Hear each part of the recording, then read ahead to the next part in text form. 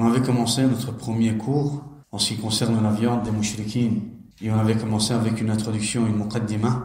On a expliqué un peu la méthodologie qu'on devait suivre, que le musulman devait suivre pour comprendre ce sujet, pour comprendre tous les sujets, que ça soit un sujet en relation avec l'aqidah ou alors avec l'ahkam. Quel que soit le sujet qu'il voudrait comprendre, on a expliqué comment est-ce qu'il devait faire, comment est-ce qu'il devait agir et qu'est-ce qu'il devait prendre en considération pour pouvoir donner un bon jugement. Al-Muhim, on continue avec ce cours et on va expliquer aujourd'hui, on va citer aujourd'hui les preuves du Coran et de la Sunna en ce qui concerne la viande des mouchriquins. L'interdiction de manger justement de quoi? De la viande des mouchriquins. On avait dit que la viande des mouchriquins bil ijma'. On avait dit que la viande des mouchriquins bil ijma' haramun bil kitab wa sunna wal ijma'. Et que c'est un sujet qui est connu dans la religion par nécessité. Justement, on va citer les preuves en relation avec ce sujet. Donc le premier verset, c'est le verset 121 de Surat Al-An'am.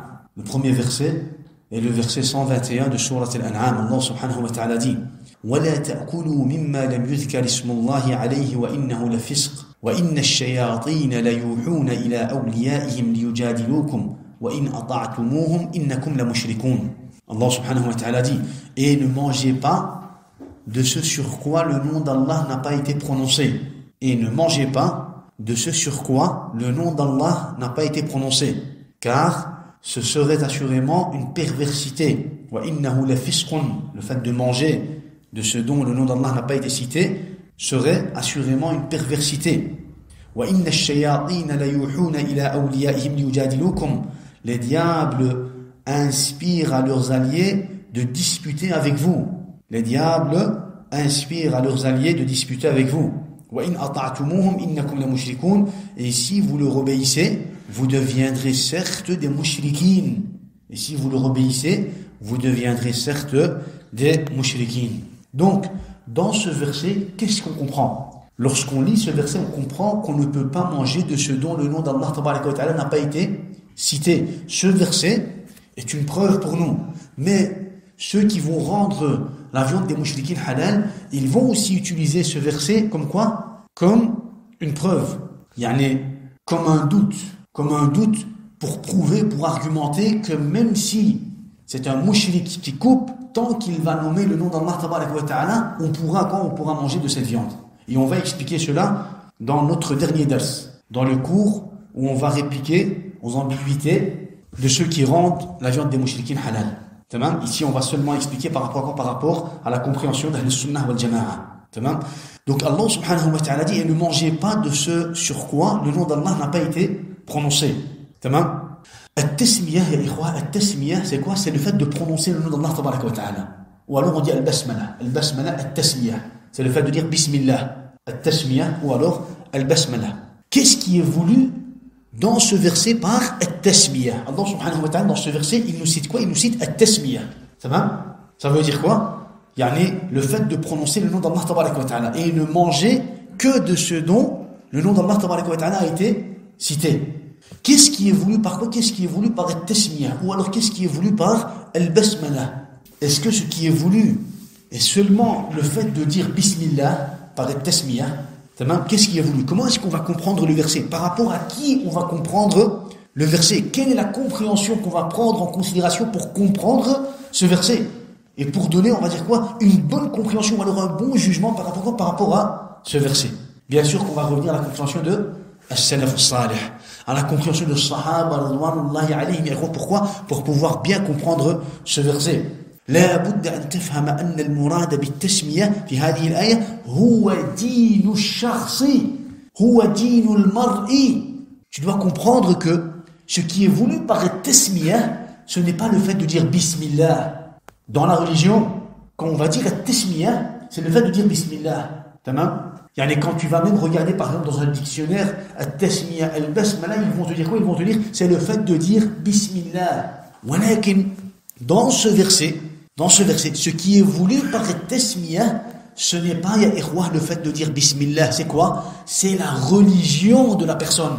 C'est la religion de la personne. Tamam? Donc c'est en fonction de la religion de la personne qu'on va savoir si la tasmiyah a été réalisée ou non. Si les musulmans, khalas, la tasmiyah a été réalisée. S'il est mushrik, il n'y a pas de tasmiyah. Regardez, qu'est-ce qui nous explique cela? C'est important, ya ikhwa. Pourquoi? Parce qu'aujourd'hui, ils vont dire, oh mais, ce qui a été cité dans le verset, c'est at-tasmiyah. On va dire effectivement, ce qui a été cité dans le verset, c'est at-tasmiyah. Ils vont dire, c'est quoi at-tasmiyah? On va leur dire at-tasmiyah, c'est le fait de dire bismillah. Donc, si c'est le fait de dire bismillah, est-ce que l'islam a été cité comme condition dans ce verset? Est-ce que la première condition que vous prétendez, c'est ce qu'ils nous disent, est-ce que la première condition que vous prétendez à l'islam a été citée dans ce verset? Bien sûr, quand tu lis le verset comme ça, tu ne vois pas la première condition. Justement, ce qu'on doit leur dire, at-tasmiyah a été cité dans ce verset. Voilà que ce qui est voulu par at-tasmiyah, c'est quoi? C'est justement le théorie de la religion de la personne. Ce n'est pas le fait de prononcer bismillah. Et ce qui nous explique cela, c'est un hadith qui nous a été rapporté par Ibn Abi Hatim. حدثنا أبو سعيد الأشج قال حدثنا وكيع عن سفيان عن سلمة ابن كهيل عن أبي مالك. Abu Malik, c'est lui qui nous transmet. Et Abu Malik est un tabi'i ma'rouf, حدث عن ابن عباس والبراء. Abu Malik, qui a été cité dans ce récit, est un tabi'i très connu, qui a transmis, qui a rencontré Ibn Abbas et Al-Bara, Ibn Azib. Je veux dire, il a transmis quoi? Il a transmis leur science. Alors, عن أبي مالك في الرجل يذبح وينسى أن يسمي. Donc, Abu Malik nous transmet un récit, une parole par rapport à un homme, في الرجل يذبح, à un homme qui va quoi? Qui va sacrifier une bête, وينسى أن يسمي, et il va oublier de dire quoi? Bismillah. Un homme va sacrifier une bête et il va oublier de dire Bismillah. Est-ce qu'on peut manger, oui ou non? Un musulman qui va sacrifier une bête et qui ne va pas dire, qui va oublier de dire Bismillah. Alors il dit, Qala la ba'sa bihi. Il n'y a pas de mal. Il n'y a pas de mal de quoi? De manger de cette bête. Si c'est un musulman qui a sacrifié cette bête et qui a oublié de dire Bismillah, tu peux manger de quoi? De sa bête. Il dit la ba'sa bihi. Qultu. Alors, on lui pose une question. On lui dit, فأين قوله تعالى ولا تأكلوا مما لم يذكر اسم الله عليه. Et qu'est-ce qu'on va faire? Qu'allons-nous faire avec le verset 121 de Sourate Al-An'am? Et ne mangez pas de ce sur quoi le nom d'Allah n'a pas été prononcé. Il faut que le nom d'Allah soit prononcé. Il faut que le nom d'Allah soit prononcé. Alors, il a répondu en disant, إنما ذبحت بدينك. Tu sacrifies avec ta religion. Tu sacrifies avec ta religion. At-tasmiyah qui est cité, il veut dire, at-tasmiyah qui est cité dans le verset, n'est pas la prononciation, mais ta religion. C'est en fonction de ta religion que tu sacrifies la bête. Que tu sacrifies la bête. هذه قاعدة ثابتة عند الصحابة والتابعين والسلف الصالح يا إخوة. Ceci est une règle connue, acceptée. Par qui? Par الصحابة والتابعين et السلف الصالح. Il dit, tu sacrifies avec ta religion. Donc le mushrik qui va sacrifier, même s'il dit Bismillah, il ne sacrifie pas avec at-tasmiyah, avec Bismillah. Il sacrifie avec sa religion. S'il est mushrik, il a sacrifié cette bête avec le shirk. Et donc, ça devient haram. Ça devient haram. Regardez, Abdullah ibn Abbas. Abdullah ibn Abbas dit, et Abdullah ibn Abbas, il y a quoi? Turjuman al-Qur'an. Abdullah ibn Abbas, un des compagnons qui a quoi? Qui nous a interprété le Qur'an al-Karim. Il a mérité l'invocation du prophète alayhi salatu wassalam, Allahumma allimhu al-kitab, Allahumma allimhu al-ta'wil. Ya Allah, apprends-lui le livre d'Allah, ton livre, al-kitab, al-Qur'an, apprends-lui le tafsir, l'interprétation de le Qur'an al-Karim. Et Abdullah ibn Abbas, il dit, كما لا ينفع الاسم في الشرك فكذلك لا يضر النسيان في الملة.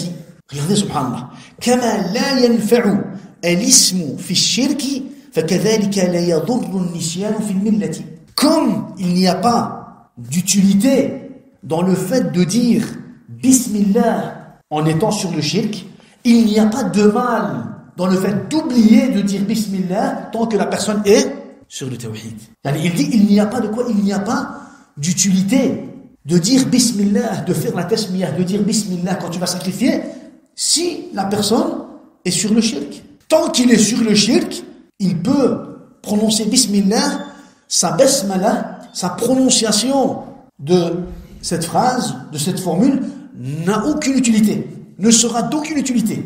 Comme le musulman, tant qu'il va être sur le millah, il dit al-millah, c'est-à-dire millat al-tawhid, tant qu'il va être sur la religion du tawhid, il n'y a pas de mal dans le fait qu'il va quoi? Dans le fait qu'il oublie de dire Bismillah. Pourquoi? Parce que ceci est une règle, Ikhwa. Une règle. Tu ne sacrifies pas en fonction de ta parole. Tu sacrifies par rapport à quoi? Par rapport à ta aqida, par rapport à ta croyance, par rapport à ton tawhid, par rapport à ta religion. C'est pour ça qu'on va leur dire, oh bien, at-tasmiyah qui est voulu dans ce verset, ce n'est pas la prononciation de dire, ce n'est pas la prononciation de Bismillah, ce n'est pas le fait de dire Bismillah. At-tasmiyah qui est voulu, si tu comprends, si tu regardes le verset et que tu sais de le comprendre de toi-même, c'est normal que tu vas l'interpréter avec at-tasmiyah. Parce qu'Allah Azza wa Jalla dit وَلَا تَأْكُلُوا مِمَّا لَمْ يُذْكَرِ اسْمُ اللَّهِ عَلَيْهِ وَإِنَّهُ لَفِسْقٌ. Et ne mangez pas de ce sur quoi le nom d'Allah n'a pas été cité. Donc tu vas comprendre que tant que le nom d'Allah a été cité, je peux manger. Maintenant justement, qu'est-ce qui est voulu par at-tasmiyah? Ce qui est voulu par at-tasmiyah, c'est la religion de la personne. C'est la religion de la personne, ya ikhwa. Tamam? Et ceci est la parole de qui, ikhwa? De Abdullah ibn Abbas. وَلَا يُعْلَمُ لَهُ مُخَالِفِ فِي هَذَا.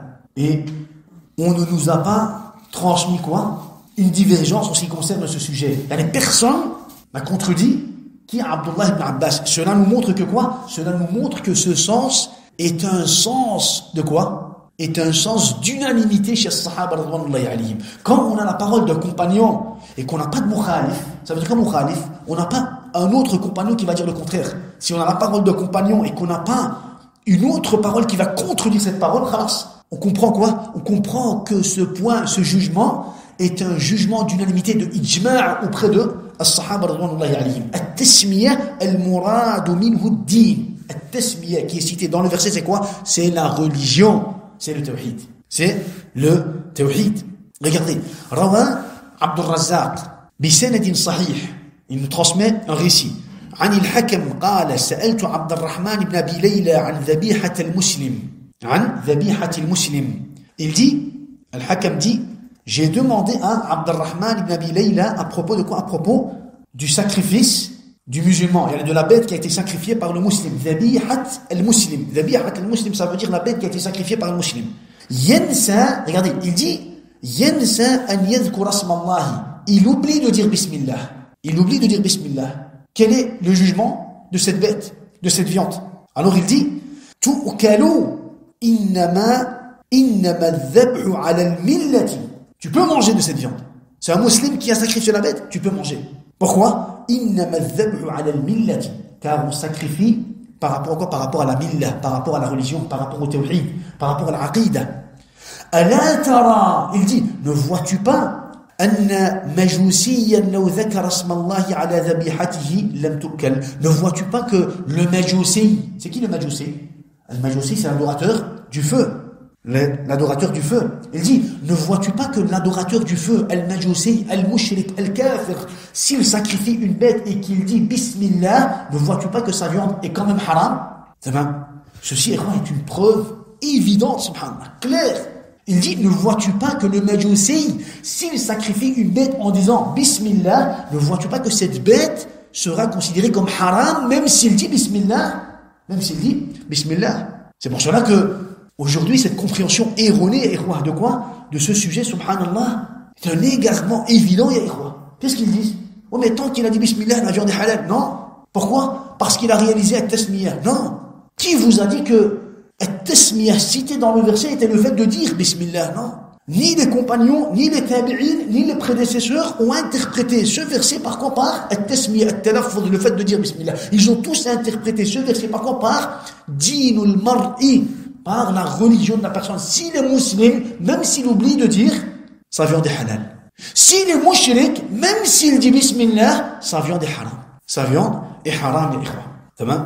Nous, à la base, ya ikhwa, on n'accepte pas, l'attestation, le témoignage d'un mushrik. Quand un mushrik va dire Ashhadu an la ilaha illallah wa ashhadu anna Muhammadan Rasulullah, sans compréhension, sans connaissance, ou alors par exemple il s'attribue à l'islam, il commet du shirk, on ne va pas accepter cette parole, qui est la plus grande parole. Pourquoi est-ce qu'on devrait accepter sa tasmiyah? Déjà on n'accepte pas à la base, sa parole, ou alors son attestation, son témoignage. C'est ça qu'on devrait dire à ceux qui rendent la viande des mouchriquines halal.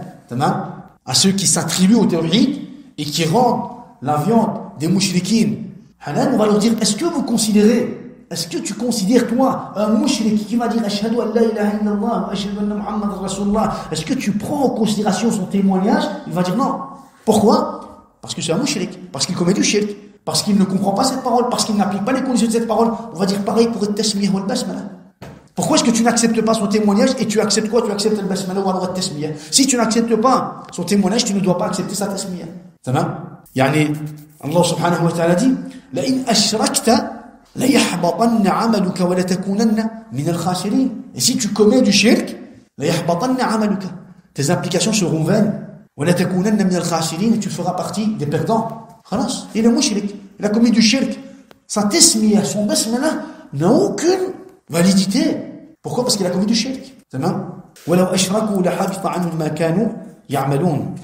المهم, Abdullah ibn l'imam Ahmed dit في مسائله, il dit سألت أبي, il dit j'ai posé la question à mon père, سألت أبي عن ذبيحة المجوسي. J'ai posé la question à mon père à propos de la bête qui a été sacrifiée par un majusi. Un majusi, un adorateur du feu. Est-ce qu'on peut manger de sa viande? قال لا تؤكل لهم ذبيحة. On ne mange pas de leur viande. Le majusi, on ne mange pas de quoi? On ne mange pas de leur viande. Regardez, Taous dit مع المسلم ذكر الله مع المسلم ذكر الله فإن ذبح ونسي أن يسمي فليسمي وليأكل. Le musulman يعني مع المسلم ذكر الله, ça veut dire il a toujours quoi? التسمية, ce qu'on appelle, on va dire, le rappel d'Allah subhanahu wa ta'ala, ou alors le fait de faire les choses pour Allah subhanahu wa ta'ala. Le musulman, à la base, lorsqu'il va faire les choses, à la base, il les fait pour Allah tabaraka wa ta'ala. Il dit, donc à la base, il fait avec التسمية. ولكن إذا ذبح ونسي أن يسمي فليسمي وليأكل. S'il oublie, s'il sacrifie et qu'il oublie de dire Bismillah, s'il a sacrifié une bête, le musulman, le musulman, il a sacrifié une bête et il a oublié de dire Bismillah, فليسمي وليأكل. Qu'il dise lui Bismillah et qu'il mange. Qu'il dise lui Bismillah et qu'il mange. Regardez ce qu'il dit.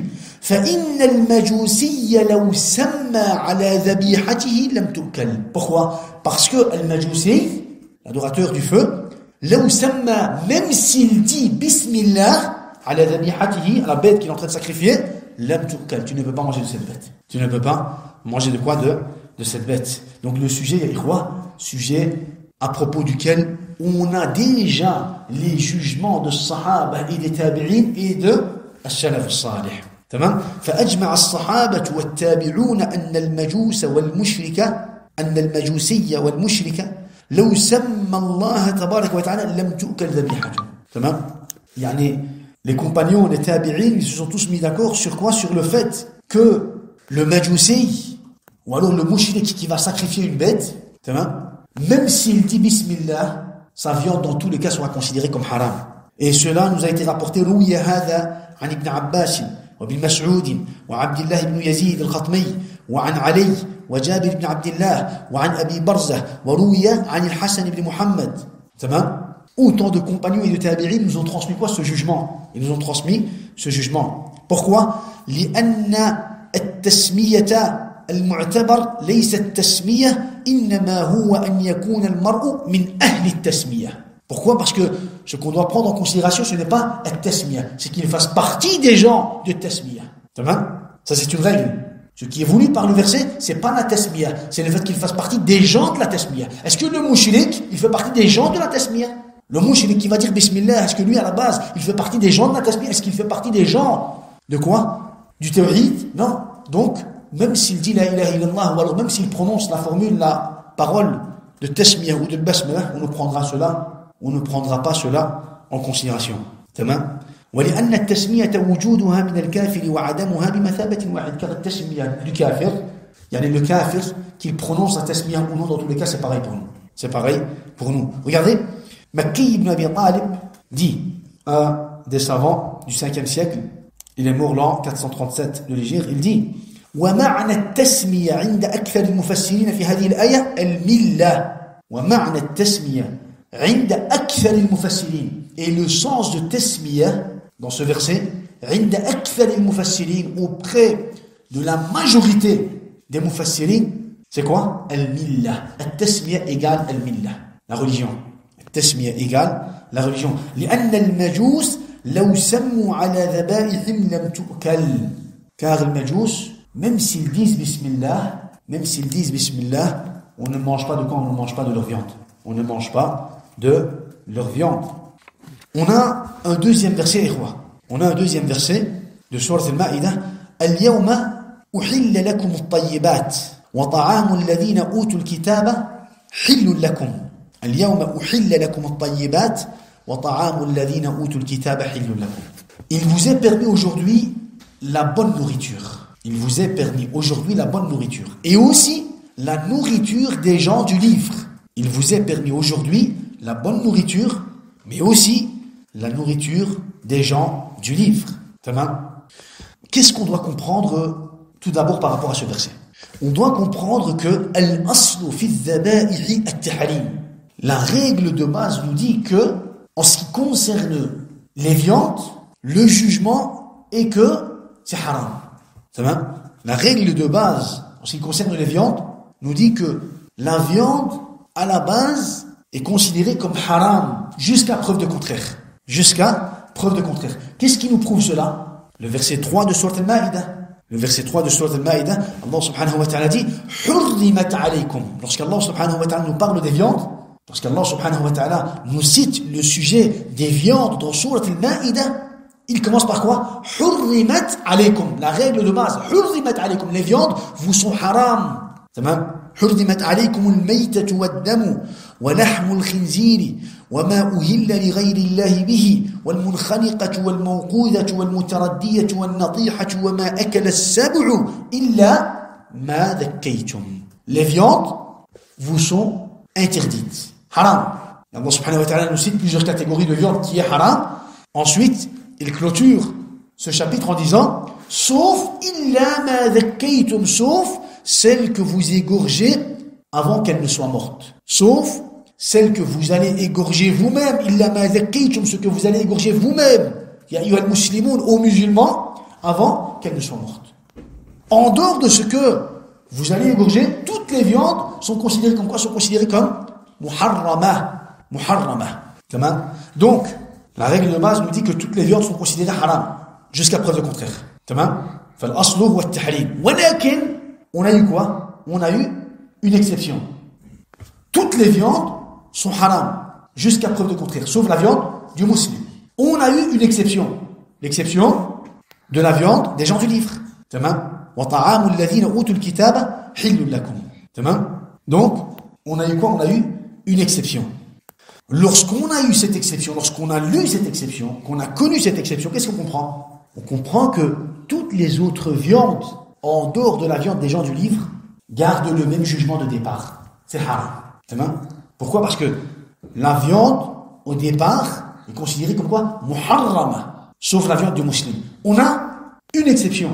À la base, en dehors de la viande des musulmans, toutes les viandes sont muharrama. Mais on a eu une exception. La viande de Ahl-Kitab.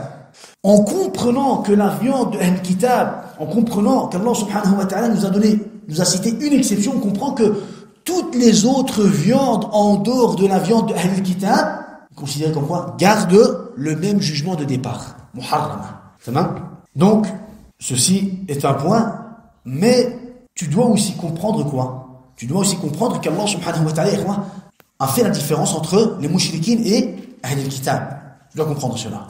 Allah subhanahu wa ta'ala, dans Sourate Al-Baqarah, le verset 105, Allah azza wa jalla dit ما يود الذين كفروا من أهل الكتاب ولا المشركين أن ينزل عليكم من خير من ربكم. Ni les mécréants, donc on parle des mécréants, parmi les gens du livre, ni les mouchriquines n'aimaient qu'on fasse descendre sur vous un bien de la part de votre Seigneur. Ni les mécréants parmi les gens du livre, ni les mouchriquines n'aiment qu'on fasse descendre sur vous un bien de la part de votre Seigneur. Allah subhanahu wa ta'ala, il parle des kuffars. Ma yawaddu alladhina kafaru. Dans les kafaru, il y a qui? Min ahli al-kitabi wala al-mushrikina. On a ahli al-kitab et mushrikina. Allah subhanahu wa ta'ala, il nous fait la différence. Il nous fait la différence. Dans un autre verset, Sourate Al-Bayyinah, à deux endroits de Sourate Al-Bayyinah, Allah subhanahu wa ta'ala dit dans le premier verset, Lam yakun alladhina kafaru min ahli al-kitabi والمشركين منفكين حتى تأتيهم البينة. Les mécréants parmi les gens du livre ainsi que les mouchriquines ne cesseront pas de les croire jusqu'à ce que leur vienne la preuve évidente. Donc, lam yakuni alladhina kafaru, les mécréants, un cercle général, un grand cercle, dans lequel il y a min ahl kitabi wal mushrikin. Allah subhanahu wa ta'ala, c'est lui qui nous fait la différence entre qui? Entre les ahl kitab, les gens du livre, et les mushrikin. Donc on comprend que quoi? On comprend qu'il y a une différence. Dans la continuité de la sourate, Allah subhanahu wa ta'ala dit Inna alladhina kafaru min ahli al-kitabi wal mushrikina fi nari jahannam khalidina fiha ulaika hum sharrul bariyah. Les mécréants parmi les gens du livre ainsi que les mushrikines iront au feu de l'enfer pour y demeurer éternellement. De toutes les créations, ce sont eux les plus pires. Tamam? Inna alladhina kafaru, encore une fois, min ahli al-kitabi wal mushrikin. Tamam? هذه الآيات إخوة واضحة محكمة أن المشركين غير أهل الكتاب. On comprend de ces versets sont considérés comme des versets muhkam إخوة. Des versets muhkam qui nous font quoi? Qui nous expliquent quoi? Qui nous expliquent qu'il y a une différence entre qui? Entre les mushrikin et Ahl al-Kitab. Tamam? Comme ils sont différents إخوة, dans le nom, ils sont différents aussi dans quoi? Dans le jugement. كما أنهم مغايرون في الاسم فهم مغايرون كذلك في الحكم. Ceux-là on les appelle Ahl al-Kitab. Et ceux-là, on les appelle mushrikoun. Puisqu'ils sont différents dans le nom, il faut savoir aussi qu'ils sont différents dans quoi? Dans les jugements. Dans beaucoup de jugements. Tamam? Donc, Allah subhanahu wa ta'ala, ya ikhwa, Allah subhanahu wa ta'ala, lorsqu'il nous a autorisé la viande de Ahl al-Kitab, on comprend par cela qu'il nous a interdit, quoi? La viande des mushrikines. Parce que la viande d'Ahl al-Kitab est considérée comme quoi? Comme une exception. Toi, à la base, pour expliquer, pour argumenter que la viande des mouchriquines est considérée comme haram, tu peux citer ce verset. Il va te dire, mais quel est le rapport? Moi, je te parle de la viande des mouchriquines, tu me parles de la viande de Ahl al-Kitab, des gens du livre. Tu lui dis, justement, à la base, toutes les viandes sont haram, muharrama, interdites. Toutes les viandes, hurrimat alaykum. Allah subhanahu wa ta'ala dit d'abord, hurrimat alaykum. Puis, dans la continuité de ce verset, Allah subhanahu wa ta'ala, il nous fait une exception et il nous dit, sauf la viande des gens du livre. Bien sûr, la viande des musulmans et la viande des gens du livre. Donc tu comprends que la viande des mouchriquines garde le même jugement de départ. Hurrimat alaykum. Hurrimat alaykum. Donc, wa ta'amu alladhina utul kitaba hillul lakum. Et la viande des gens du livre vous est licite, yani. Il vous a été rendu licite. Tamam? Maintenant, ahlul kitab, ikhwa. Qui sont ahlul kitab? Qui sont les gens du livre? Qui sont les gens du livre, ikhwa? Pourquoi est-ce qu'on cite cela? Parce qu'aujourd'hui, on peut rencontrer des gens qui vont dire, oh, mais ahlul kitab, yani, on fait tous partie. Qu'est-ce qu'ils vont faire? Ils vont généraliser. Ils vont dire, même, entre parenthèses, les mushrikoun, eux, c'est ce qu'ils disent, même les mushrikoun font partie de Ahl Kitab. Pourquoi? Parce que les juifs, eux, s'attribuent à un livre, Torah, les chrétiens, eux, s'attribuent à un livre, Al-Injil, et les mushrikoun de notre époque, eux, s'attribuent à un livre, Al-Qur'an al-Karim. Et donc, ils font tous partie de Ahl Kitab. On va leur dire, non, c'est batil. Ça, c'est ijtihad fi muqabalati nas, ijtihad batil. Pourquoi? Parce que tu es en train de faire un ijtihad face à un dalil. On a un dalil en ce qui concerne ce sujet. La règle de Ahl Kitab, ce n'est pas seulement le fait de s'attribuer à un livre, non. La règle de Ahl Kitab, c'est ce qu'Allah subhanahu wa ta'ala nous a cité dans quoi? Dans la révélation. C'est vrai? Et Allah subhanahu wa ta'ala dit dans la sourate Ali Imran, Ya Ahl al-Kitab, lima tuhajjuna fi Ibrahim, wa ma unzilat at-Tawrat wal-Injil illa min ba'dihi afala ta'qilun. تمام يا أهل الكتاب لما تحاجون في إبراهيم وما أنزلت التوراة والإنجيل يا أهل الكتاب التوراة والإنجيل تمام aux gens du livre pourquoi disputez-vous au sujet d'Ibrahim alayhi salam alors que la Torah et l'Évangile ne sont descendus qu'après lui? Ne raisonnez-vous pas? تمام donc les savants les prédécesseurs as-salaf as-salih تمام les savants d'Ahl Sunnah wal Jama'a, ils se sont mis d'accord et ils ont pris ce verset comme référence pour dire que Ahlul Kitab, les gens du livre, sont ceux qui vont s'attribuer à la Torah ou alors à l'Évangile. Ceux qui vont s'attribuer à l'Qur'an al-Karim et qui ne vont pas vivre le Qur'an al-Karim, eux, on va les nommer comment? Mushrikoun. Ils sont nommés Mushrikoun, ya ikhwa. Tamam? Non. روى سعيد بن منصور في سننه بإسناد جيد. سعيد بن منصور, ya ikhwa, il nous transmet un récit. Il a un livre de sunnah, ou alors un livre de récit. Saïd ibn Mansour, un livre très connu. Il nous cite le récit de Abdullah ibn Mas'ud. Abdullah ibn Mas'ud a dit La ta'kulu min al-dhaba'i'i إلا ما ذبح المسلمون وأهل الكتاب. Ne mangez, لا تأكلوا من الذبائح. Ne mangez pas de la viande. إلا, sauf, إلا ما ذبح المسلمون وأهل الكتاب. Sauf ce qui va être sacrifié par les musulmans ou alors أهل الكتاب. Les musulmans ou alors أهل الكتاب. Regardez donc Abdullah bin Mas'ud, qu'est-ce qu'il fait? Il nous cite le jugement de base avec son exception. عن الحسن بن محمد بن الحنفية أن النبي صلى الله عليه وسلم أخذ الجزية من المجوس. On va parler aussi de ce sujet dans les ambiguïtés. Yani, parce qu'il y a eu certains savants chez les prédécesseurs qui ont autorisé la viande de majous, walakin à cause d'une ambiguïté. Et on va expliquer cela, Inch'Allah, dans notre dernier dars. Walakin ici, Al-Hassan ibn Muhammad ibn al-Hanafiyya, il nous dit que le prophète, alayhi salatu wassalam, akhad al-jizyata min al-majous. Qu'est-ce qu'il a fait? Il a pris al-jizya. Al-jizya, une somme d'argent, al-jizya, de qui? De al-majous. Et il a dit, sunnu bihim sunnata ahli al-kitab. Sunnu bihim sunnata ahli al-kitab. Qu'est-ce que ça veut dire? Appliquer sur eux les règles de qui? De ahli al-kitab.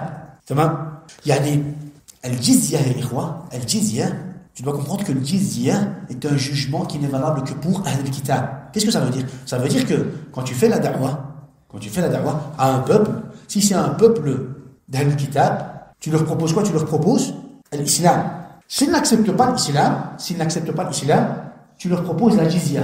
Vous devez payer quoi? Vous restez là où vous êtes, sur vos terres, et vous payez la jizya. S'ils n'acceptent pas la jizya, il y a une confrontation. Walakin chez les mouchriquins, ça n'existe pas. Les mouchriquins, eux, ils n'ont pas cette deuxième possibilité. Soit tu acceptes l'islam, soit c'est la confrontation. Donc ça c'est quoi? Ça c'est un jugement, une particularité qu'Allah subhanahu wa ta'ala a donné pour Ahl al-Kitab. Alors, al-Majous, comment est-ce qu'on fait avec les Majous? Est-ce qu'ils sont considérés mouchriquins ou alors Ahl-Kitab? Dans le sens où, quand on va leur faire la da'wah, après la da'wah, est-ce qu'on va rentrer avec eux en conflit ou alors est-ce qu'on va appliquer sur eux les règles de Ahl-Kitab et on va leur demander une jizya? Alors le prophète, dans ce hadith, qu'est-ce qu'il dit? Sunnu bihim sunnata Ahl-Kitab. Appliquer sur eux la règle de Ahl-Kitab. C'est quoi la règle de Ahl-Kitab? La règle de Ahl-Kitab, c'est que on applique quoi? On applique la jizya. Deuxième possibilité, la jizya. Walakin, il fait partie des règles de Ahl-Kitab, quoi? Le fait de manger leur viande. Le fait de pouvoir se marier avec leur fille.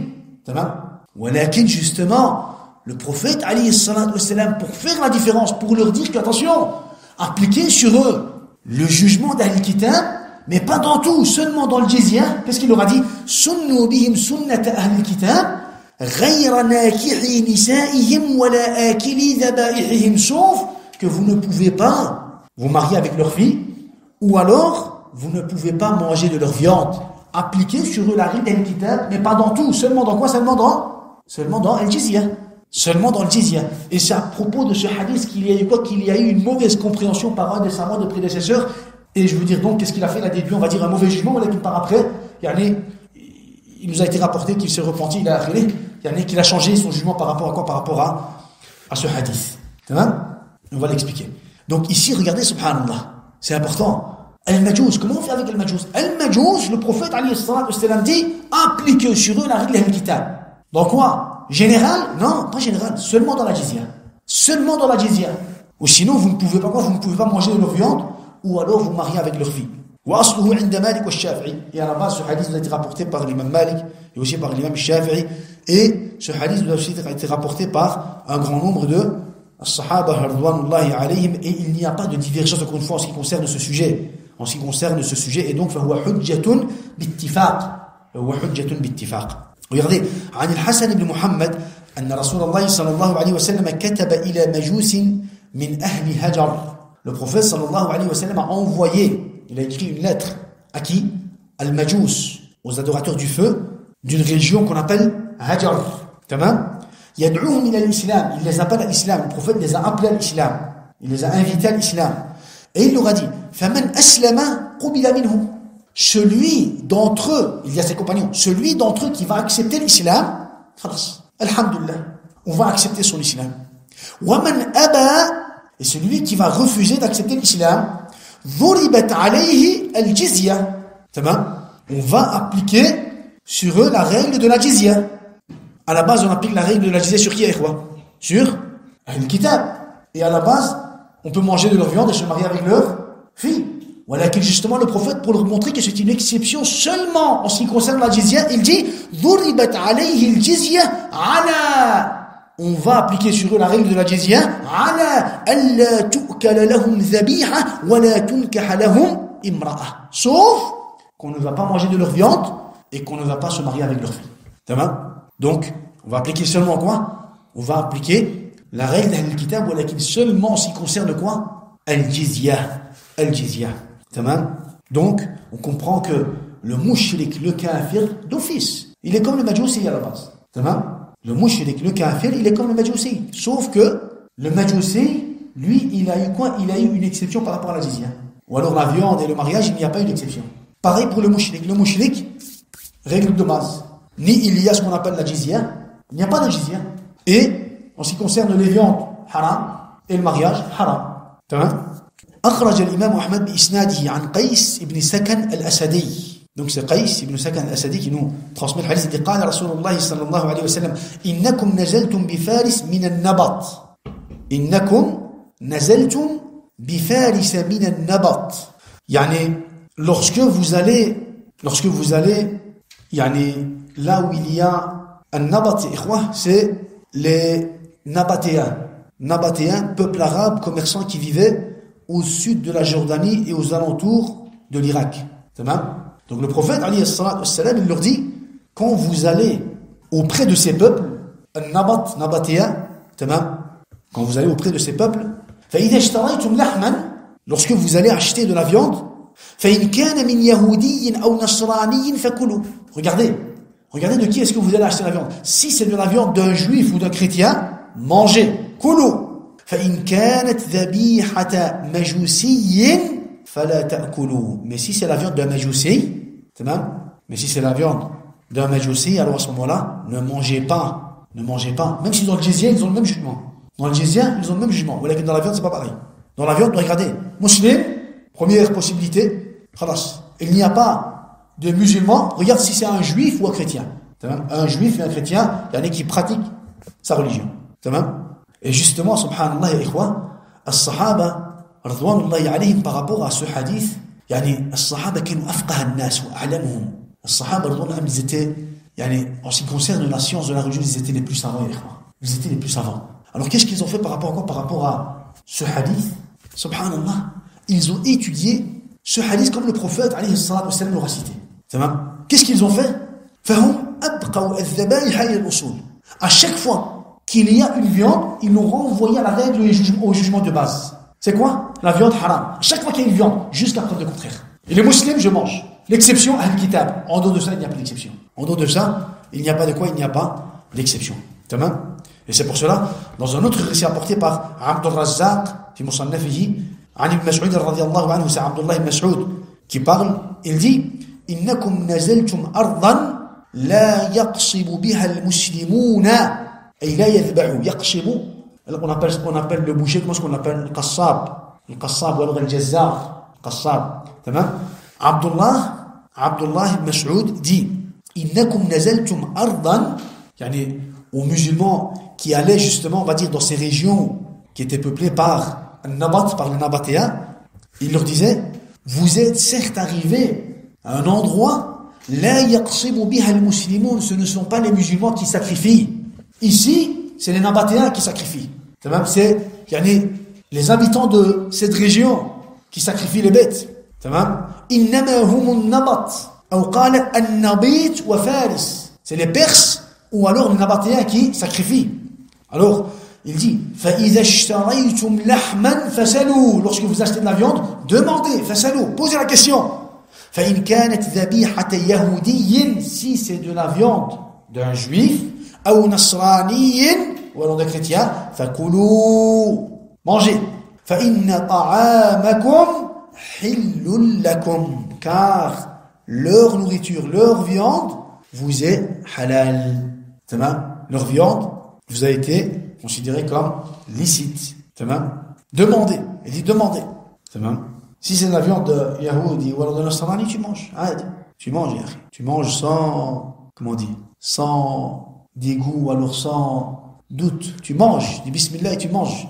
Allah subhanahu wa ta'ala, il te l'a rendu halal. Si tu sais qu'il est Yahoudi ou alors Nasrani, tu manges. En ne mangeant pas cette viande, tu ne seras pas plus croyant qu'un autre.